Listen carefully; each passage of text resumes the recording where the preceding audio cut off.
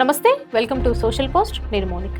ఆంధ్రప్రదేశ్ ప్రభుత్వం మరో కీలక నిర్ణయం తీసుకుంది. ప్రముఖ ప్రవచనకర్త చాగంటి కోటేశ్వరరావుకు కీలక బాధ్యతను అప్పగించింది. ఇప్పటికే కేబినెట్ హోదాలో సలహాదారు పదవిలో ఉన్న చాగంటి కోటేశ్వరరావును తాజాగా విద్యార్థులు నైతికత విలువల సలహాదారు పదవిలో కేబినెట్ హోదా కల్పించింది.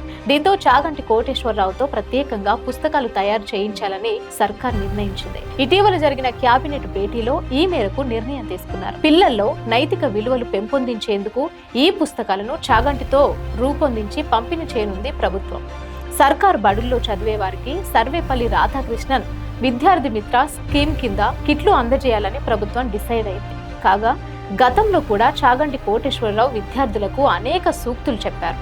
ముఖ్యంగా నైతిక విలువలు, విద్యా ప్రాముఖ్యత, సన్మార్గంలో నడవడం మరియు ఇతరులకు సాయం చేయడం వంటి విషయాలపై ఆయన బోధించారు.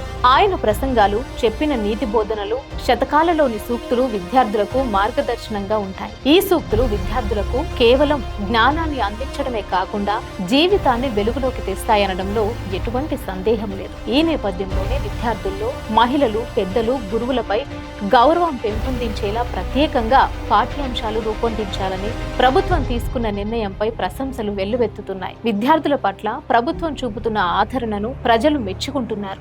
ఈ క్రమంలోనే నైతిక సలహాదారుగా నియమితులైన చాగంటి కోటేశ్వరరావు ఈ పదవిని స్వీకరిస్తున్నట్లు చెప్పడం సంతోషించదగిన విషయం. పిల్లలకు ఉపయోగపడేలా 4 మంచి మాటలు చెప్పాలనే ఉద్దేశంతో సర్కార్ ఇచ్చిన పదవిని అంగీకరిస్తున్నట్లు ఆయన వ్యాఖ్యానించడం విద్యాశాఖలో మార్పులకు ఇది శుభపరిణామం అని చెప్పవచ్చు.